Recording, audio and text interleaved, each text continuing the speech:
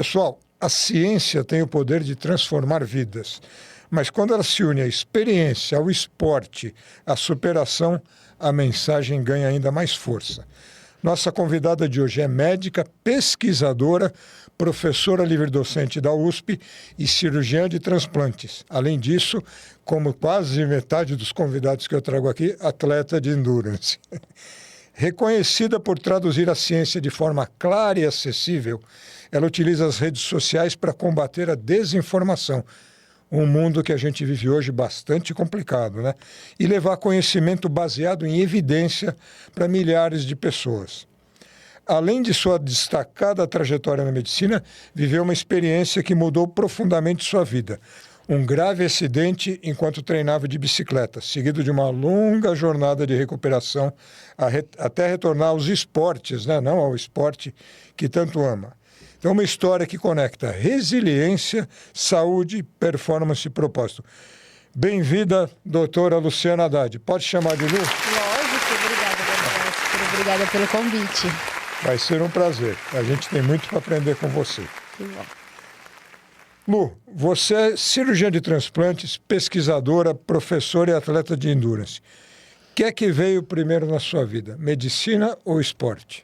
Fácil responder. Foi a medicina. Bem antes. Eu comecei tarde no esporte. Eu comecei no esporte com 30, bem tarde. Não fui uma jovem atleta, nem uma criança esportista.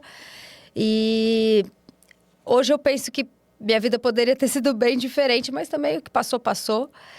Bola para frente. Eu comecei com a corrida e eu tinha já 30 anos. Depois de um tempo que eu morei na França, voltei para o Brasil e eu queria perder peso rápido. Acabei entrando numa academia, mas não tinha muita paciência e nada me atraía muito, nenhuma modalidade esportiva. Eu comecei a caminhar na esteira, aos poucos tentando trotar um pouquinho e fui tomando gosto pela praticidade, na verdade, da corrida. De poder colocar um tênis e sair. Logo depois comecei a dar umas corridinhas já na rua e vi que era muito acessível, eu tinha uma vida muito corrida. E assim, a corrida entrou na minha vida aos pouquinhos, mas já mais velha. A medicina começou muito antes. Eu acho que eu decidi me tornar médica muito jovem, antes dos 10 anos, talvez. Meus pais eram médicos, então eu tinha um contato muito próximo. Sempre fui super curiosa, ficava folheando os livros deles de anatomia. Meu pai é cirurgião, então ficava vendo os atlas de cirurgia. Na época ainda era tudo papel. E eu era super apaixonada pelaquela parte da medicina que estava dentro da minha casa. Então a medicina veio bem mais cedo. Olha, e a corrida, é um negócio que o Ricardo Preotti, jornalista, fala, a corrida é democrática, né? O cara põe o tênis no pé e vai correr. O que em parte é bom, em parte pode trazer alguns problemas que a gente sabe. Pai cirurgião e a mãe? Minha mãe é pediatra. Olha que coisa. O meu era clínico geral, mas era só ele e os tios. Bacana. Como é que surgiu a sua paixão pelos esportes de endurance? E agora o esqui, né? Pois é. Eu acho que o fato de eu ter começado tarde colaborou um pouco. Porque eu entendi rapidamente que a corrida e o endurance me faziam muito bem em vários aspectos. Logicamente físicos, que era o meu motivo de ter começado, e eu perdi peso rapidamente porque eu era sedentária e com 30, saindo do sedentarismo e colocando a corrida 3, 4 vezes por semana, foi muito eficiente para a perda de peso.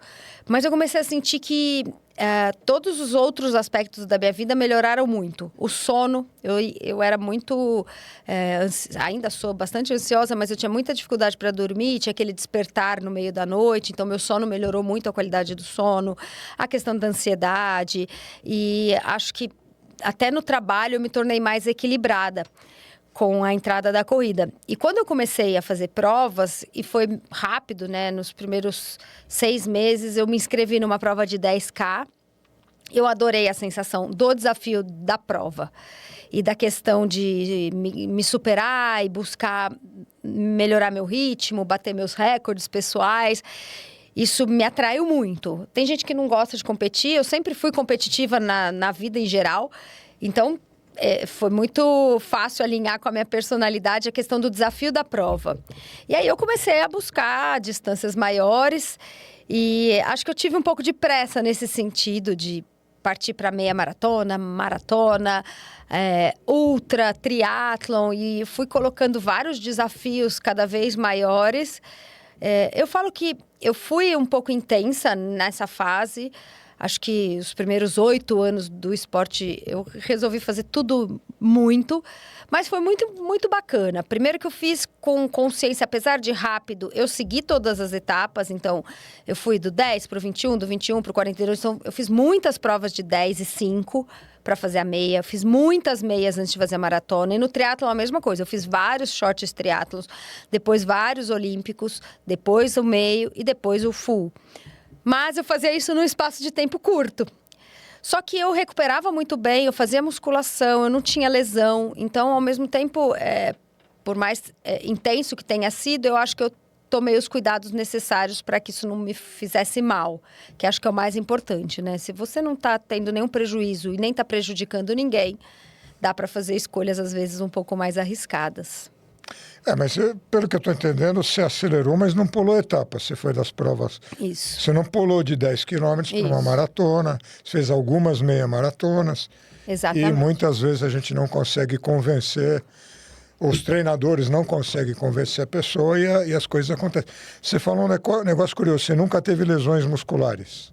Até o meu acidente, não. Eu só comecei a ter lesão depois. Acho que tem a questão, obviamente, individual e provavelmente eu não sou uma pessoa com muita tendência à lesão. Sempre cuidei do fortalecimento, da recuperação, isso também acho que ajudou. Mas depois do acidente eu tive lesão não relacionada ao acidente, mas eu acho que, de certa forma, a minha mecânica mudou e isso pode ter contribuído. Porque aí eu tive uma lesão de isquiotibial, acabo tendo umas descompensações de cadeia posterior, sabe? Isquiotibial, tornozelo, joelho. Então, acho que tem um pouco a ver com a mudança da mecânica.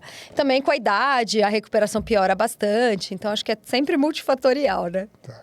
É uma curiosidade, porque eu estou num desafio maluco. Eu vou correr 800 quilômetros em corridas de montanha em um ano. Vou correr, não. Eu vou tentar correr. Uhum. Já deu errado lá em Portugal, deu certo em outras. Mas eu nunca tive uma lesão muscular na vida. E eu fiquei me questionando. Por que eu nunca tive uma lesão muscular na vida? E aí você vai me dar a resposta. Eu sou uma pessoa que... Eu tenho resistência aeróbica muito boa e nunca tive explosão muscular. Será que é por aí? Será que a explosão muscular leva a lesão muscular? Pois é, eu tenho uma característica parecida com a tua. Eu também sou muito mais de endurance, de longa distância, que de explosão. Nunca fui boa em provas curtas. Talvez tenha uma relação com o tipo de fibra. Eu acho que sim. Mas também com o tipo de treino, né? A gente sabe que muitas vezes a intensidade está relacionada à lesão, mas não é um dos principais fatores, né? O primeiro fator para a lesão é você já ter tido uma lesão antes. É aquela história, quem teve, em geral, é quem vai ter de novo. E aí tem outras questões, por exemplo, subir volume muito rápido, que provavelmente você não fez, deve já ter um super histórico, aumentando progressivamente volume, ajustando fortalecimento, então... Mas tem uma individualidade, né, que é natural. Algumas pessoas têm muito maior predisposição à lesão e outras, como você, tem essa sorte. E olha o que a Lu falou, pessoal, fortalecimento. Não pense, especialmente se você vem para o Endurance, não pense que você só vai correr, só vai pedalar, você vai se estrepar, literalmente. Pode falar do acidente? O que passou na sua cabeça? Como é que foi? Pois é, acho que tiveram vários momentos, né? Acho que o momento, você está perguntando mais do dia mesmo, do acidente? Do dia e depois, como é que foi? Acho que são várias etapas, né? No dia, passou pelo... Acho que desde o momento de achar que... Nossa, eu tô aqui no chão estatelada, mas não foi nada, sabe aquela história que de eu volto? Eu só tive uma certeza que foi da fratura do antebraço, porque tinha um deslocamento importante, então eu sabia que o antebraço estava fraturado ali no momento do acidente. Então, eu já pensei, nossa, vou ter que ficar um tempo sem nadar. Olha o que eu pensei na natação, que é a modalidade que eu menos gosto. Mas, na época, eu estava fazendo bastante triatlo, eu pensei que eu não ia poder nadar. Eu não imaginei que eu tivesse uma fratura muito mais grave na coluna, embora eu sentisse muita dor. E isso ajudou... Você levantou? Não. Se eu tivesse levantado, eu Tá teria bom. ficado paraplégica. Porque eu tive uma fratura tipo 4, que é aquela que tem uma torção com um deslocamento. Como eu estava com... eu perdi a consciência. Então, as pessoas me socorreram, eu ainda estava desacordada. E a Ana Lídia, que foi a pessoa que ficou tomando... Sempre tem alguém coordenando a situação ali do trauma. Ela já segurou meu pescoço e quando eu acordei... Eu tinha muita dor e eles já tinham chamado o SAMU. Não se mexe e tal. Tinha uma outra pessoa segurando meu antebraço. Eu nem pensei em me mexer, porque eu estava com muita dor. E eu falo que várias questões ali me ajudaram a estar aqui hoje como eu tô. Desde a Ana Lídia ter orientado a não me mexerem, porque alguém poderia ter me mexido... porque eu estava inconsciente. A partir do momento que eu retomei a consciência, eu mesmo falei, não, vou esperar. O SAMU demorou 50 minutos, porque o acesso é super complicado ali dentro da ciclovia. Mas a gente ficou ali... Foi na Marginal? Foi, na Marginal. Então, eu fiquei ali imobilizada. A Ana Lídia segurava o meu pescoço. Só que a fratura era de coluna torácica. Então, assim que o SAMU chegou, já me colocou colar cervical prancha longa. E eu fiquei imobilizada até o momento da fixação cirúrgica. Porque aí eu fui para o pronto-socorro e até então eu achava que estava mais ou menos sob controle. Mas dentro do SAMU, no transporte, as coisas começaram a desandar um pouco. Porque eu estava com hemopneumotórax. E aí minha saturação começou a cair bastante. Eu lembro da socorrista... Foi costela também? Fratura de várias costelas. E com contusão pulmonar. E no SAMU, a minha saturação começou a cair. Mas eu já estava ali na Teodoro, fui levada para o Hospital das Clínicas. E aí ela aumentou o oxigênio, e aí eu só fui drenada no pronto-socorro mesmo. Aí dreno bilateral, aí resolveu a questão do hemotórax, melhorou a saturação, mas aí na tomografia foi visto, então, que eu tinha a fratura de coluna, que era cirúrgico. E aí começou todo um processo. Essa fase do trauma agudo é muito... Eu não sei, acho que eu sempre fui muito... em situações extremas, eu fui sempre muito racional, muito prática. Eu não fico desesperada, eu sou bem objetiva. Acho que até pelo nosso treinamento de cirurgiã, de plantão, de lidar com casos graves e com decisões urgentes. Eu acho que você começa a ter consciência mais das coisas depois, né? Acho que quando eu acordei na UTI... E aí, viu o estrago todo. Aí que você começa a pensar um pouco mais nas consequências, no médio prazo. Mas aí começa o processo, de fato, de recuperação. E teve algum momento que você achou, eu acho que eu não vou voltar para o esporte?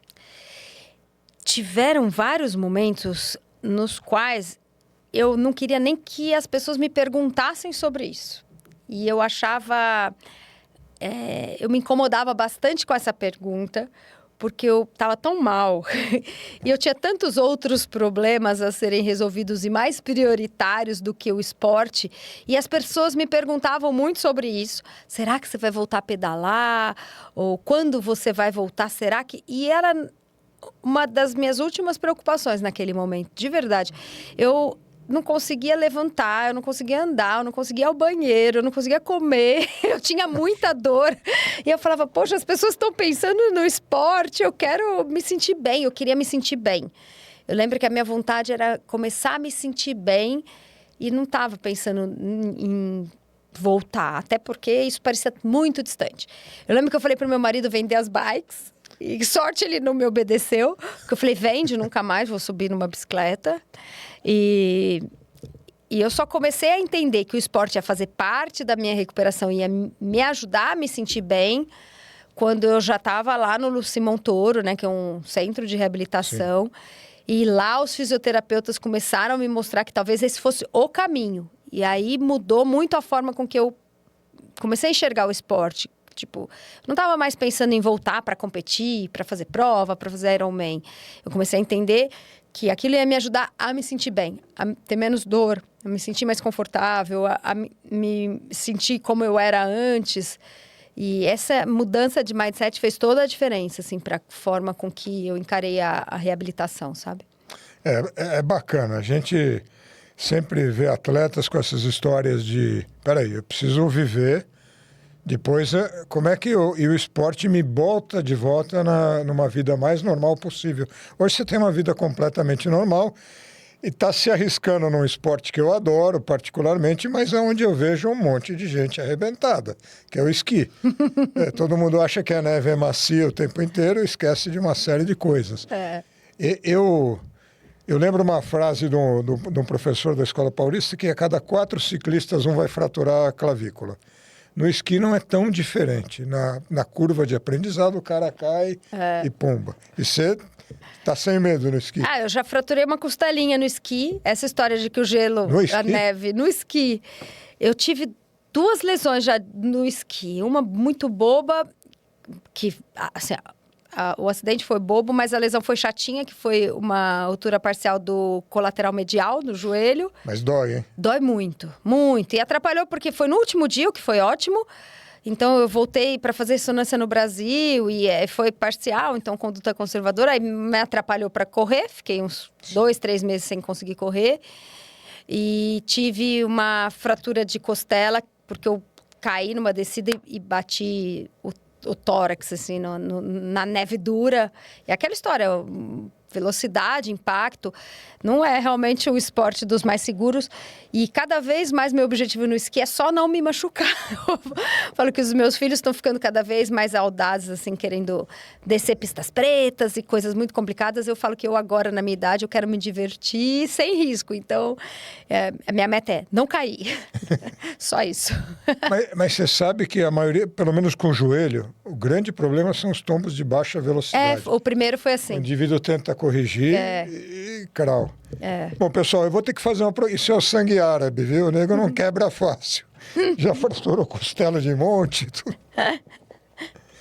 Pessoal, estou falando de uma atleta, eu tenho que falar da Mundo Terra, que é uma das lojas que apoia a gente. Na verdade, é a loja que apoia a gente, com equipamentos de primeira qualidade para uma série de atividades ligadas ao mundo outdoor.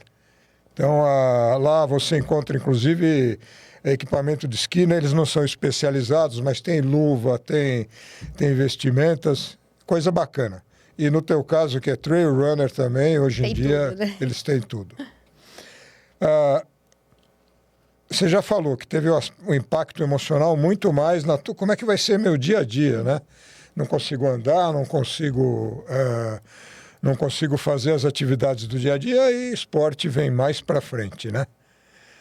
Vamos fugir um pouquinho da atividade física, depois a gente volta. Vamos falar do fígado, porque eu estou incomodado. Eu não consigo assistir uma série de TV onde as pessoas não terminam o episódio indo para o boteco comemorar. E eu virei um chato, porque eu não bebo. Bebia muito pouco. E aí vem também, eu tenho expertise. Eu fui fazer um teste genético, que um laboratório foi procurar o consultório, fazer um teste genético metabólico. E descobriu que eu já sabia, que eu era intolerante ao álcool e que eu era extremamente tolerante ao café, viu, Jéssica?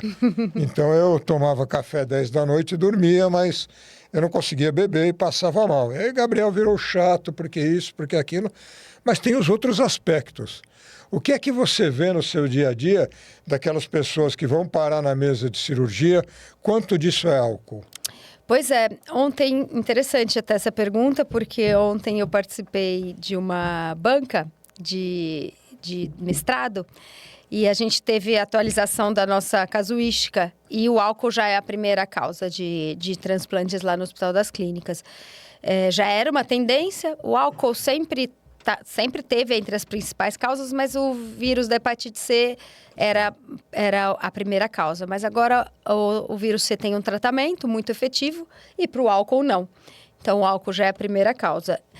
Eu pego o doente no momento em que ele provavelmente já se arrependeu de tudo que ele bebeu. O problema é que é tarde demais, né? Eu pego já cirróticos com, muitas vezes, indicação de um transplante. É uma doença incurável, não tem medicamento, não tem tratamento efetivo, só o transplante resolve quando o fígado já entrou numa fibrose e perda de função.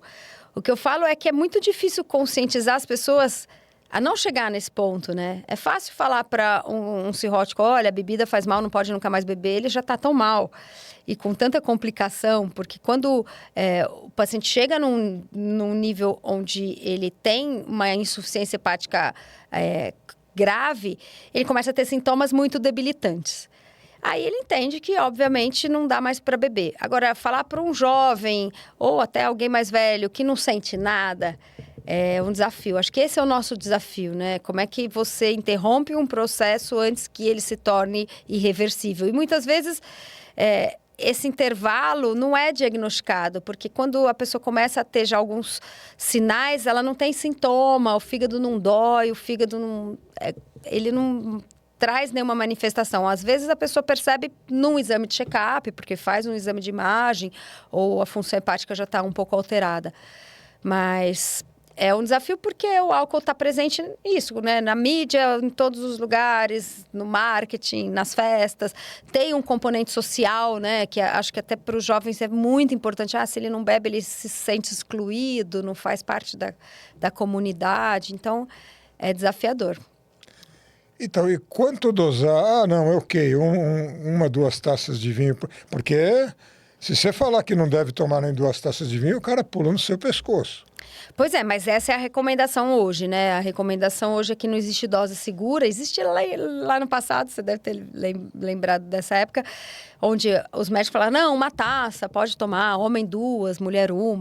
E isso caiu por terra já tem alguns anos, onde os estudos mostram que não existe dose segura. Toda dose traz um risco em potencial.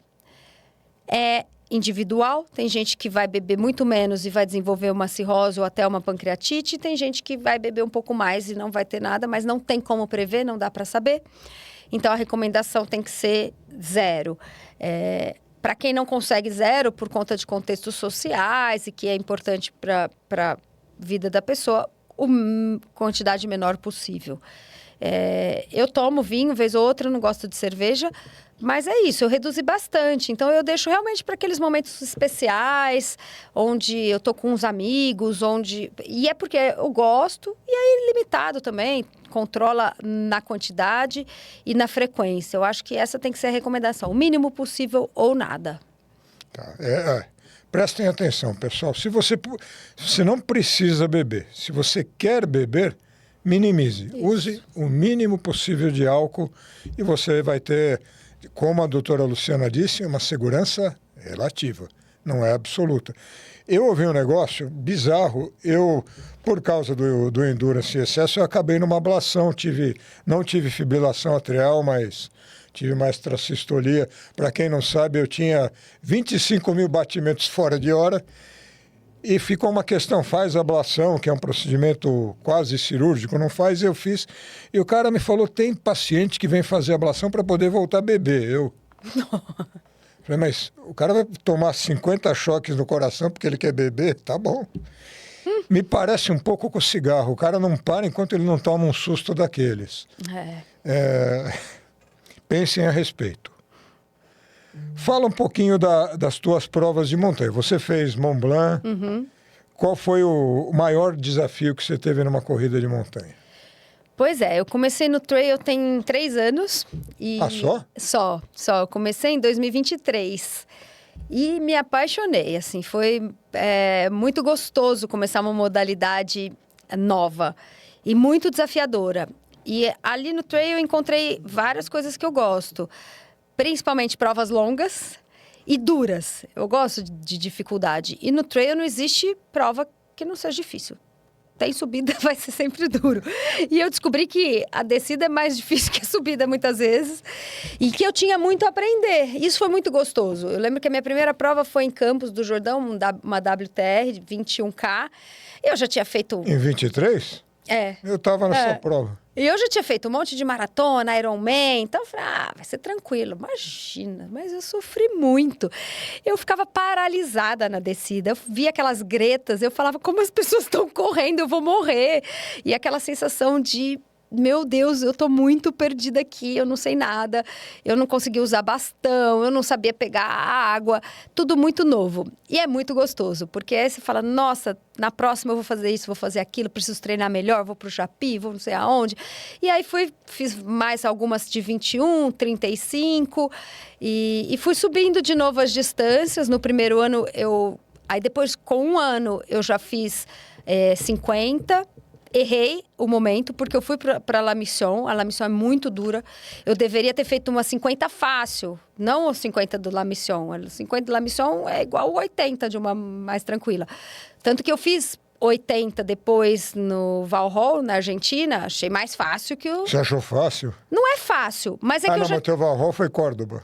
Córdoba. Não foi o Ushuaia. Não foi o Ushuaia. Mas eu achei mais fácil que os 50 do La Mission.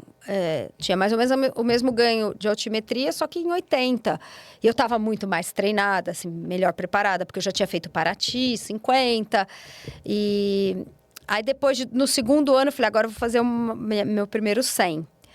Aí eu sou dessas que vou muito pelo lugar.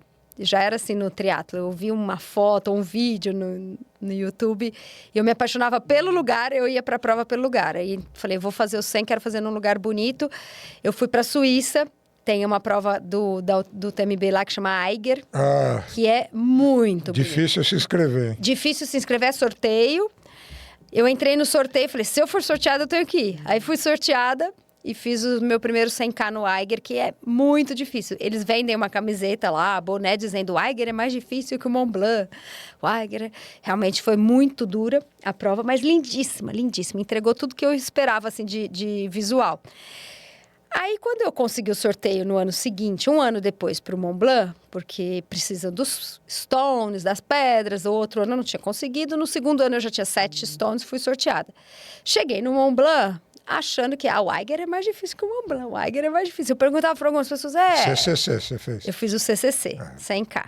A mesma distância. As pessoas falavam, olha, é parecido. Eu achando que eu tava assim, que ia ser fácil. Eu fui muito iludida. Eu lembro que uma brasileira que já tinha feito 3 vezes o CCC me falou, olha... É muito técnico, as descidas são técnicas. E eu, assim, imagino, eu fiz o Eiger, aquela ingenuidade, né? E foi muito difícil. Foi muito difícil e... Porque eu acho que, para mim, foi bem mais difícil que o Eiger. Porque o Eiger foi um dia perfeito. As 2 provas, obviamente, passam à noite, né? O Eiger larga um pouco mais cedo. Então, a gente largou, estava amanhecendo e eu cheguei ainda escuro. Mas peguei a noite inteira e cheguei e estava prestes a amanhecer. Deu 24 horas. Nossa. Mas foi aquele dia de sol, então frio, né, nos Alpes, mas com sol, céu azul, anoiteceu, tinha estrela, tudo lindo. No Mont Blanc, o ano passado, quem acompanhou viu, foi um tempo horrível, muito frio, com chuva.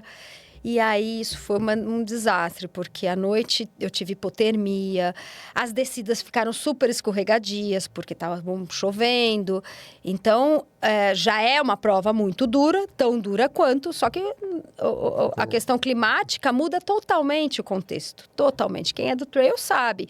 Uma coisa é uma descida na trilha seca, com a pedra seca, você vê onde pisa. A outra coisa é aquela água escorrendo, lama e pedra. Então, uma descida triplica o tempo. A prova foi muito dura. Eu fechei em 27 horas, então foram 3 horas a mais. No limite ali, foi muito, muito desafiador. E depois disso eu falei, nossa, eu preciso de um tempo para fazer uma próxima 100K. E ainda não me inscrevi em nenhuma, estou segurando agora para fazer um novo desafio desses. E você voltou para o triatlo? Não, eu fiz, depois do acidente 270.3, fiz um Iron, que foi o Iron do Alasca. A única edição do Ironman Alasca, porque a prova foi tão dura e tão complicada por conta da água gelada que eles cancelaram a prova. Então, eu falo que eu fui uma das poucas finishers dessa prova, porque metade dos inscritos não terminou. Hipotermia? Por conta de hipotermia. Era no verão, mas estava chovendo. E aí, assim, eu descobri que lá chove todo dia, em Juneau, que foi onde foi a prova. E A água estava 13 graus, 14, é muito frio. Eles reduziram a natação, mas mesmo assim muita gente não largou, algumas pessoas abandonaram. Foi muito dura. E lá no Alasca que eu quis começar no trail, porque depois da prova a gente foi viajar pelo Alasca, que é um lugar incrível, sensacional. E aí eu fiz muita trilha e algumas trilhas a gente corria, eu e meu marido, porque a gente estava super em forma, treinando para Ironman. E aí eu falei, nossa, que gostoso. Aí eu voltei e falei, vou me inscrever para uma prova de trail. E eu curti tanto que eu acabei nos 2 anos seguintes fazendo só provas de trail. E não fiz provas de triatlon. Eu também estava com uma mudança profissional que exigiu um pouco mais de dedicação nos últimos 2 anos, que eu estava coordenando uma associação. Então, eu falei, estou com menos tempo para treinar triatlon, que é uma modalidade, que é um esporte que exige uma logística mais complexa, né? Porque tem a bike, que é mais complicado que só correr, e a natação, que você tem que colocar o treino em algum horário diferente da madrugada, porque na madrugada você acaba correndo, pedalando. E aí eu fiquei no trail nesse período. Então você não está completamente convertido igual o Sareta. O Sareta está convertido, ele só quer trail. Agora eu tô bem focada em provas de corrida, mas eu gosto de provas de asfalto também. O Sareta também, porque ele não para de mas fazer asfalto. Mas ele me disse que só faz trail agora. Vamos ver, Sareta, esse recado é para você, porque ele tá... A questão é que a gente treina no asfalto, né? Eu e ele, a gente treina na mesma assessoria, no mesmo grupo, e durante a semana é asfalto. E final de semana que dá para ir para a montanha. Sim.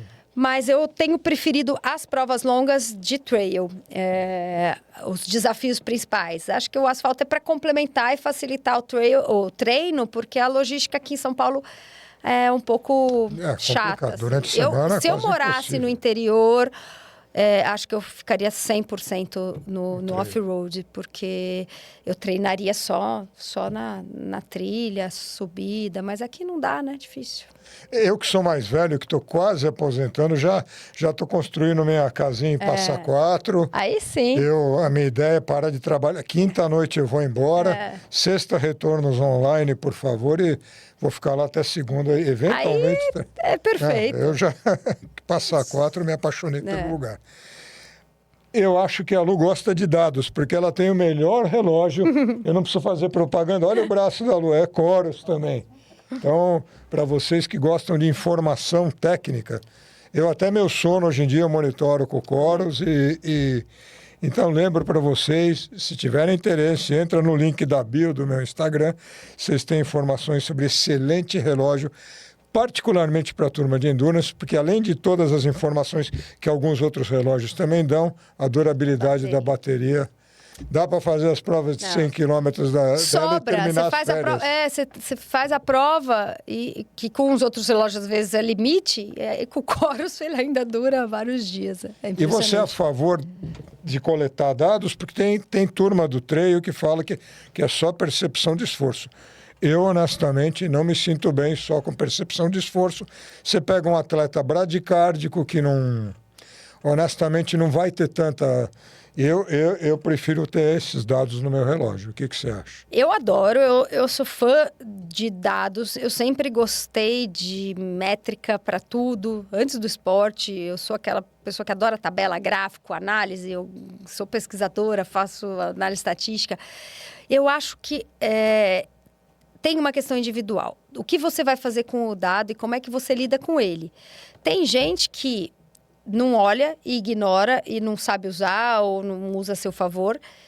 E tem o lado oposto, que é a pessoa que fica muito pilhada no dado, e isso gera mais ansiedade. Então, uma noite mal dormida, que o aplicativo mostrou que o índice de sono foi baixo, a pessoa fica estressada. Ou o dia estava quente, o pace do tiro não saiu como deveria e a pessoa sofre. Então, eu acho que você tem que estar no meio do caminho. Você tem que usar o dado a seu favor. Tem que ter um olhar muito mais a médio e longo prazo do que um dia, do que um dado. E aí vai bem. Acho que para ter esse histórico é super legal. E se conhecer também. Eu acho que depende muito do momento. Eu uso, por exemplo, a frequência cardíaca em prova, mas em montanha, obviamente, o pace é inútil. Você ignora, eu nem tenho pace na minha tela, mas eu aprendi a ver o ganho de altimetria, porque isso faz diferença. Você pensar, olha, falta ainda 2.000 de ganho, deixa eu segurar, porque eu vou ter que fazer mais força ou menos força. Eu deixo esse dado aqui e olho. E eu olho sempre a meu favor, assim, para me ajudar a performar melhor. Eu gosto. Que bom. Eu não era tão ligado em variabilidade da frequência cardíaca, mas eu fiz uma ultra agora da Canastra, mas são 100 em 3 dias. Não é que é uma prova desequilibrada. São 15 no primeiro dia, 45 no segundo. Eu tive uma contratura no fim do segundo dia e o terceiro foram 35 quilômetros andando com bastão. Eu terminei muito mal a prova, mas terminei. E por 10 dias, minha variabilidade de frequência cardíaca, eu estava inflamado ainda. Eu falei, é bom começar a respeitar meu corpo de uma maneira melhor. Então, foi um dado que eu achei muito interessante. Lu, vamos falar do seu Instagram, que não é mais Fala Lu ou é Fala Lu ainda? Eu não entendi. Então, o canal do YouTube já nasceu Fala Lu. Agora, o Instagram, que é antigo, o Instagram é daquela época de, assim, que você posta a foto do filho, o arroba é Luciana BP Haddad. Agora, embaixo tem o Fala Lu, né, que dá para colocar aquele codinome, mas... É Luciana Haddad. Você não consegue mudar o arroba porque você perde, né? Então, é Luciana BP Haddad. Como é que você acha tanta informação relevante em tantos tópicos completamente diferentes um do outro? Então, você está falando para o esportista, está falando para uma pessoa sedentária, você fala para todo mundo. Como é que você vai buscar tanta informação? Pois é, isso também é um aprendizado. Eu lembro que quando eu comecei o canal, que foi em 2022 para 2023, eu tinha um receio de que talvez as temáticas se esgotassem. Eu lembro que eu comecei porque eu estava muito interessada em estudar vários aspectos da medicina esportiva. Eu já fazia isso há uns 6 anos para uso pessoal, então eu já tinha várias pastas, carboidrato, um monte de artigo, proteína, um monte de artigo, modalidade de treino. E eu estudava muito, usando a literatura, porque é algo que eu estava muito habituada a fazer dentro da medicina.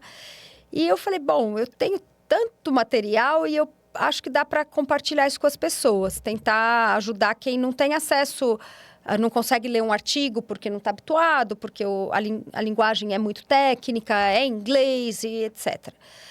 Mas eu falava, bom, talvez em algum momento as coisas se esgotem, né? Eu vou fazer um vídeo sobre proteína, carboidrato, sono e vai acabar. É impressionante como não acaba nunca, porque você cria uma rotina e um hábito desse olhar. Eu faço, por exemplo, desde o começo, a assinatura de todas as news das grandes revistas, Sports Medicine, etc. Então, recebo no e-mail, já passo o olho rapidinho, todo o artigo já... E aí, eu tenho uma planilha que é infinita, porque eu vou separando os artigos por tópicos e o que eu quero falar. E assim, eu falo que isso é infinito, não tem fim. Eu chego uma hora que eu apago os velhos, porque eu falo, já não fiz esses do ano retrasado, esquece, já tenho tanto artigo. As pessoas começaram a me mandar muito, ajuda também. Então, eu sempre recebo inbox, Lu, olha isso, ou olha o que fulano falou, ou veja, fulano falou desse artigo. Eu falo, calma, eu vou ler. Mas sempre eu falo, não adianta o vídeo da pessoa falando, eu vou buscar a base científica. Falo, calma que eu vou pegar o artigo que ela está citando aí para ver se é isso mesmo, vou ler, se for legal eu faço um vídeo. E aí eu tenho esse hábito agora de tudo que eu recebo, eu vejo, ou eu estou com vontade de falar, ou tal, eu tenho uma planilha, e aí está separadinho um monte de pasta por temáticas, e se eu acho que é algo para um vídeo longo ou para um vídeo curto. Às vezes, eu separo alguns itens para um vídeo curto, de repente eu olho e falo, nossa, eu tenho 6 artigos aqui de vídeo curto sobre sono novos do último... Vamos fazer um vídeo longo? Aí eu jogo para o vídeo longo e vou para o YouTube, porque no vídeo do YouTube, às vezes, eu uso 10 artigos, às vezes até mais. Agora, quando é algo mais pontual, eu faço só um vídeo curto. Não, e teu canal... fantástico, a gente acha, é o que eu falei, você acha no canal da Lu informação de A a Z. E vai buscar com base científica, pessoal. Não é, a fonte dela não é o Instagram. Não é o Google, pelo amor de Deus. E nem o que eu gosto ou o que eu acho. Eu falo que às vezes até o que a Evidência científica fala vai contra talvez o que eu achasse que fosse melhor para o meu treino ou para minha prática. Eu gosto de testar as coisas em mim mesma, mas eu falei já em vários vídeos de modalidades que eu nem pratico. E que depois, quando você vai estudar ciência, você consegue comunicar a ciência. Eu fiz um vídeo sobre calistenia, super legal, e era um pedido do público. Eu falava, gente, mas eu vou falar de calistenia, eu não pratico essa modalidade. Lógico que aí, quando eu estava preparando o vídeo, e eu entendi que calistenia começa com exercícios muito simples, porque eu vi aquela bandeira, aqueles caras sem camisa, né? Os que postam no Instagram, estão sempre sem camisa, são super fortes, e a parada com uma mão só de ponta cabeça. Eu falava, gente, esse esporte não adianta nem começar, eu sou super péssima. Mas eu entendi que não, no começo, são exercícios bem mais simples, feitos com peso corporal, sem equipamento. Aí eu pratiquei por umas 3 semanas antes de gravar o vídeo, até para ter essa experiência de iniciante. Então, eu falo, dá para fazer um vídeo de uma modalidade que eu nunca pratiquei e, se possível, eu até pratico um pouco. Mas luta, eu fiz um vídeo, porque também foi bastante pedido pelo público, e eu não pratiquei nada, mas meu filho, por exemplo, é fanático, ele faz Muay Thai, boxe, jiu-jitsu. Aí eu vou nos campeonatos dele, eu vejo como é que é o treino dele, eu acompanho, levo, busco aquela história. Então, eu tenho também alguma experiência. E assim, acho que a gente vai complementando sempre essa visão da ciência, mas com um aspecto prático que é legal. Bacana. E aí ontem eu fui visitar a Naturaltech, a feira. Tomei alguns sustos que eu não gostei e alguns que eu gostei. A indústria é gigante. A indústria cresceu, a indústria de suplementos cresceu barbaramente. Acho que a Naturaltech podia melhorar alguns aspectos. Eu tive que fazer quase um trail running para chegar do estacionamento até... E a hora de pegar o crachá nem se fala, mas achei que eu não estava no Brasil, falei, eu estou em outro mundo. A feira cresceu para burro do ano passado para cá. Eu tenho que falar que eu sou um fã, muitas vezes, das coisas simples, como a nossa querida bananinha paraibuna, que você, como trail runner, desconfio que já provou. Bananinha que apoia o nosso programa. E eu gosto muito de usar eletrólitos. Vamos falar do que é que funciona, o que é que você acha, com base científica, que funciona na suplementação e aonde você vê os exageros. Bom, te ouvi falando da Naturaltech, porque eu vou estar lá amanhã. Então, o ano passado eu já fiquei com essa sensação de que o estacionamento é muito longe. Piorou. Eu acho que amanhã eu vou de Uber. Vai de Uber. Vai de Uber. Mas amanhã à tarde estarei lá. E, bom, acho que suplementação é uma paixão do brasileiro, né? O brasileiro muitas vezes mal começou a treinar e já está suplementando. Todo mundo quer provar, experimentar ou ter algo que só ele tem. E eu acho que é parte da nossa natureza querer ter acesso a alguma coisa que vai nos ajudar. E eu não vejo com maus olhos esse mercado wellness está crescendo tanto. Eu falo que é muito melhor o mercado wellness estar crescendo do que o mercado, sei lá, de tabaco. Por mais que, né, ou o mercado de tigrinho. Então, o fato do mercado wellness estar crescendo faz parte de um movimento que, de certa forma, está tirando as pessoas do sedentarismo, e assim eu espero. Eu acho que o principal é que a pessoa precisa se movimentar e precisa treinar. O suplemento é a cereja do bolo. Se a pessoa quer muito suplementar, então que treine. Eu falo sempre isso. Falo, quer tomar creatina? Faz um treininho, porque aí a gente tem certeza que ela vai estar funcionando. Porque a questão do cérebro ainda não é... questionável. É questionável. Então, eu não consigo indicar ainda uma creatina para alguém que não faz nenhuma atividade física. Mas como todo mundo deveria fazer alguma atividade física, principalmente uma musculação, aí toma creatina. Então, acho que creatina é um suplemento que tem super evidência, bastante seguro. Eu tomo há um tempão. Desde que eu comecei a correr, acho que no 2º mês, porque eu fui para academia já, eu comecei a sentir um pouquinho assim, a perna fraca, e fui para academia e comecei a tomar creatina. E sempre usei. Então, acho que creatina vale super a pena para quem faz treinamentos. Deixa eu te fazer uma pergunta aí, porque uma vez você botou quem são os respondedores e os não Isso. respondedores da creatina. E aí? Então, eu não sei se eu sou uma respondedora. Eu falo que eu não consigo perceber nenhuma mudança. E eu tomo na incerteza, como quase todo mundo. Teria que fazer algo muito sensível para entender essa resposta. Então, fazer, sei lá, um período de 6 meses sem usar e ver ganho de massa magra e ganho de força com teste. É super complexo. Então, não é algo que você sente. Um suplemento que eu sinto, e esse eu uso porque para mim faz toda a diferença, é cafeína. Então, eu uso no pré-treino e nas provas e no intraprova. Pronto, Jéssica. Que diminui a sensação de esforço. Para mim, faz bastante diferença. Eu gosto. Então, eu tomo ou como pré-treino mesmo, aí já tomo logo 200 miligramas. E aí eu fico falante. É uma dose que foi preconizada por alguns comitês olímpicos para provas de endurance. Eu uso. E meu marido percebe nitidamente quando eu tomei cafeína pré-treino, porque eu fico super falante. Normalmente eu sou mais calma, assim, aí com a cafeína eu fico empolgada. Mas me dá um baita de um gás, então eu gosto bastante, indico. A questão tem que treinar antes. Não dá para tomar cafeína só no dia da prova, porque senão dá diarreia, dá piriri. Tem gente que vai ficar muito acelerado, taquicárdico. Então, é para quem está acostumado. Eu estou acostumada, para mim vai super bem. Outros suplementos que eu gosto, betalanina para intensidade, o nitrato. Tenho usado há bastante tempo o nitrato e gosto bastante.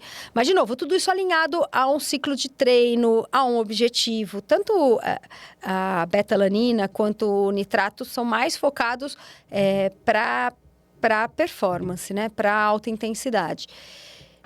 E eu uso, obviamente, suplementação de proteína, porque a vida é corrida e eu gosto de coisas práticas. Então, eu falo que o whey na minha vida é uma forma de consumo de proteína. Poderia ser só a proteína alimentar? Óbvio. Mas eu, muitas vezes, tomo café fora de casa e almoço fora de casa. Faço lanche fora de casa. Então, nem sempre eu consigo carregar proteínas de fonte alimentar. Então, eu levo um whey. E é um bom complemento dentro da minha dieta. Em casa, eu como comida. O mesmo vale para o carboidrato, mas no treino a gente tem essa sorte de conseguir colocar uma bananinha, intercalar coisas mais naturais com gel. Mas eu ainda uso gel para complementar o carbo intra-treino, intra-prova. Acho que também, de novo, é questão de praticidade de transporte. Sim. Acho fundamental para provas de corrida de rua. Acho a melhor opção. É muito difícil mastigar correndo forte. Então, o gel é importante. No triatlon também sempre usei. Acho que esses são os principais. A Lu é uma advogada do nitrato. Eu sou fã do nitrato, mas eu cometi um erro pessoal. Eu sou hipotenso, eu tenho síncope vasovagal e nunca fiz conta. Então, eu gosto muito dos gels da Dobro e tomava. 1, 2, 3. Um dia a Nutri virou para mim, Gabriel, você está tomando 2 gramas de... É muita coisa. Aí toca variar o gel A com o gel B, com o gel C. Aí fui correr o Cruce de Los Andes, foram 4 anos seguidos, e você não pode levar o sachê.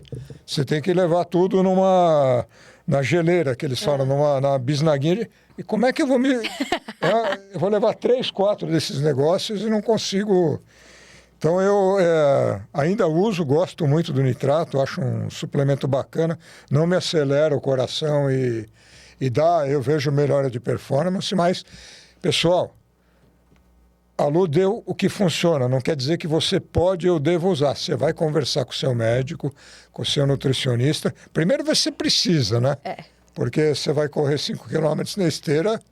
Faça-me o favor. Exato, eu falo, betalanina é um ótimo suplemento, mas é para quem está competindo, para quem quer baixar um pouquinho, porque o ganho de performance de todos eles, inclusive da creatina, é muito pequeno. Eu falo que quando a pessoa começa a entender um pouquinho a ciência, ela entende que existe certeza de efeito e medida de efeito. Então, o que a gente tem da creatina aqui, existe uma certeza de efeito, porque tem centenas de estudos reproduzindo os mesmos ganhos. Mas a medida de efeito é pequena, 2%, 3%. Quando a gente pensa em qualquer suplemento, é isso, são medidas de efeito pequenas, porque não é um medicamento. Pode ser vendido sem receita, sem orientação. A pessoa vai e compra online.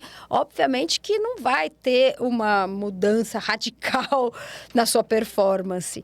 Então, não adianta tomar betalanina para correr no parque 3 vezes por semana só para a saúde. Não faz sentido, né? Não tem porquê.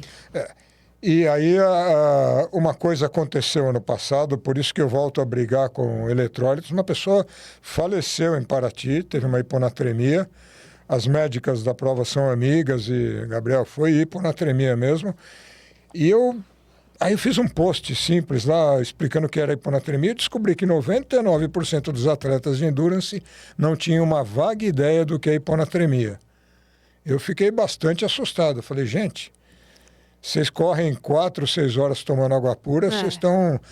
E aí também pesquisando, descobri que na maratona, na corrida de rua, ela é mais frequente do que no treino. Porque a oferta de água é absurda.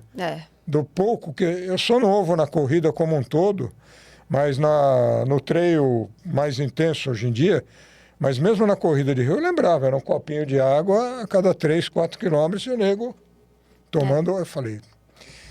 Fizeram um estudo, acho que na maratona de Boston, 12, 15% de hiponatremia assintomática. Ainda bem que era assintomática, né? Mas colhendo e tal. E eu vejo que as pessoas, às vezes, entram numa atividade de endurance e não procuram saber mais a respeito. Prestem atenção, pessoal.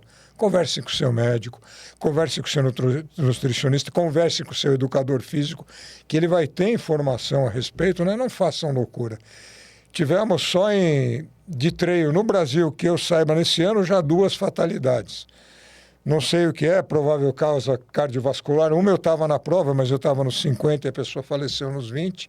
Uma residente minha da Escola Paulista viu, o cara caiu duro, mas já estava sendo socorrido, agora não faz o tal exame pré-participação, não faz um check-up correto para aquilo que eu espero. Mas aí, quando você falou muito em performance e suplementação, infelizmente tem um tipo de coisa que acontece que não é exatamente suplemento, mas está acontecendo, é a falta do esporte limpo e a tal da reposição hormonal, quando na verdade ela muitas vezes não é. Antes eu não me convencia, hoje eu me convenço que a mulher, dependendo da condição dela, na menopausa, a reposição pode fazer muito bem. Mas não é o que eu vejo no dia a dia. Aquela mulher com pescoço que parece o meu bíceps, com... O que você acha disso, Lu? O que você tem visto? E com jovens, né? Pois é, eu acho que a questão está tão banalizada, né? Recentemente teve a morte daquele menino super jovem. O meu xará. 22 anos, e acho que o assunto veio muito, muito à tona, porque no universo maromba, por exemplo, é normalíssimo, assim, é um negócio... A gente aqui no Endurance ainda tem um pouco essa visão do doping, acho que as pessoas, a maior parte sabe que é doping. Quem está competindo, isso eu vivi muito no Ironman, quem está disputando pódio e tal, sabe que isso é proibido, que vai ser banido, que tem um risco. Mas no amador tem? Tem. Eu fui dosada amador, diversas vezes. Você vê exame das pessoas? Eu fui testada muitas vezes, eu sou amadora. Tem sido. No Ironman, sim. Tanto que muitas pessoas foram pegas e banidas, inclusive, amador. Todo ano tem.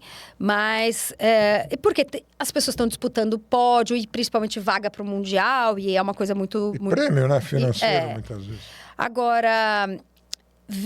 Tem uma banalização e um certo grau de desconhecimento, talvez, do leigo e uma má-fé ou um charlatanismo dos profissionais de saúde. Pode falar, porque é demais. Porque hoje eu vejo muitas mulheres que chegam com pouca queixa ou nenhuma queixa e sai com um chip que ela talvez nem saiba o que tem dentro. E ali tem testosterona, gestrinona, tudo que é proibido. E às vezes ela nem sabe que se ela tiver um efeito adverso, ela não consegue tirar aquilo, que ela vai ficar 5 anos tendo o risco de hormônios que talvez ela nem precisasse. E ela sai do consultório, às vezes, induzida a colocar o mesmo para soroterapia. Eu conheço pessoas muito próximas, inteligentes, amigas minhas que acabaram fazendo uma soroterapia meio sem nem entender por quê, porque elas são induzidas numa consulta médica a achar que aquilo é completamente necessário, porque ela chegou com uma queixa de que o cabelo está caindo, ela sai com uma conta de R$2.000 e um soro colorido na veia. Isso é muito grave. Eu acho que tem, assim, pensando em anabolizante, a gente tem um espectro muito amplo, desde o cara do fisiculturismo, que conscientemente faz uso de doses muito suprafisiológicas, sabendo, talvez, muito dos riscos. Os fisiculturistas falam que eles sabem dos riscos. E acham que podem controlar. E que acompanham com o médico e tal. Tem esse universo. Aí, lá do extremo oposto, as indicações médicas. E aí, terapia de reposição hormonal para mulher é uma indicação médica, mas aí a reposição é de estrógeno e progesterona. Dos homens também tem uma indicação, né? Pelo urologista, para hipogonadismo, etc. Aí são os dois extremos. No meio disso tem de tudo. Tem desde quem toma um pouquinho e fala, é só um pouquinho para melhorar meu humor, para eu ficar mais... Vou tomar uma dosezinha de testosterona. Um monte de mulher tomando testosterona, para libido, ou para ficar um pouquinho mais forte. Aí vai, né? Aí tem o chip da beleza, aí tem... Eu acho que a coisa está meio generalizada, banalizada. E tem de tudo, né? Tem quem faz sabendo que é errado e que quer ganhar performance no endurance. Tem quem não sabia, tem de tudo hoje. Mas eu sinto te dizer, no treino a coisa tá... Você vê alguns ganhadores ou ganhadoras, você olha, isso não é corredor. Eu já percebi isso. É um urso. Eu já percebi em pódio feminino, eu peguei pódio, sei lá, da categoria, eu olhei e falei, gente, eu sou a única normal, assim, a única que não sou totalmente sarada. Infelizmente, já atendi casos aí, eu falo, gente, isso não é esporte limpo, né? Na Escola Paulista, o professor Dr. Clayton Macedo tem a campanha Bomba, Tô Fora. Prestem atenção e olhem o que a Lu falou agora, pessoal. Vamos pensar no que você está botando no seu corpo e as consequências que você pode ter, inclusive a curto prazo, né? Lu, adorando, infelizmente a gente está chegando no fim. Eu tenho... Cadê a canequinha da Lu? Aqui, ó. Não, essa é só... Mas eu tenho uma lembrança, a minha história, a história de superação de outros atletas que passaram por perrengues. O meu foram as próteses de quadril que acabaram me definindo, né? Virei corredor depois delas. Que legal.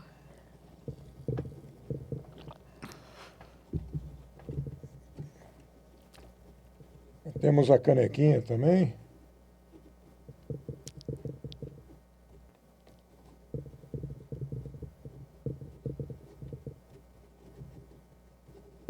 Letra de médico, você já sabe como é que é, né? Hoje é um...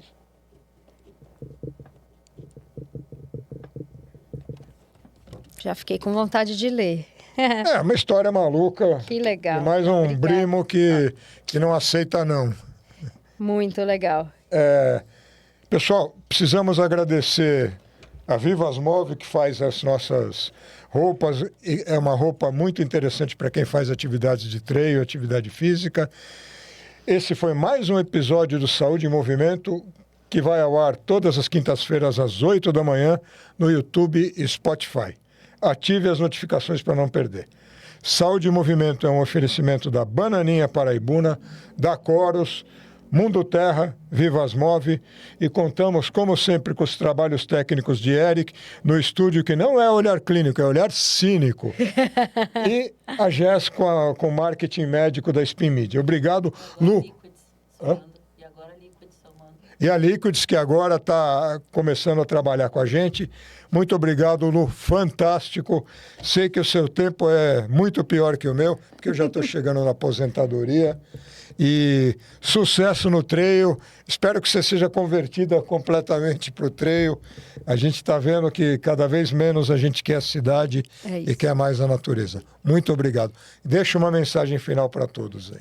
Obrigada pelo convite, muito bom papo. Passa muito rápido quando a gente está falando daquilo que a gente gosta. Para quem não conhece o canal, entra lá no YouTube Fala Lu. Tem vídeos muito bacanas para ajudar vocês. E eu falo que minha principal missão não é pregar para convertido, para quem já é maratonista, trail running, é para quem ainda não começou, porque tem muita gente ainda que não se movimenta e acho que a minha principal motivação hoje é trazer mais gente para o lado do movimento, seja ele qual for, seja 10 minutos subindo escada, seja 12 horas fazendo um Ironman. Então, no Fala Lu, você vai ter material para começar com mais segurança. É isso, obrigada. Excelente, Lu. No mínimo, compre um cachorro, mas leve ele para passear. Isso. Não vai me comprar eu que tinha o Yorkzinho, que eu tinha que levar o cachorro no colo porque ele não passeava. Obrigado, Lu. Obrigado vocês pela audiência, pessoal.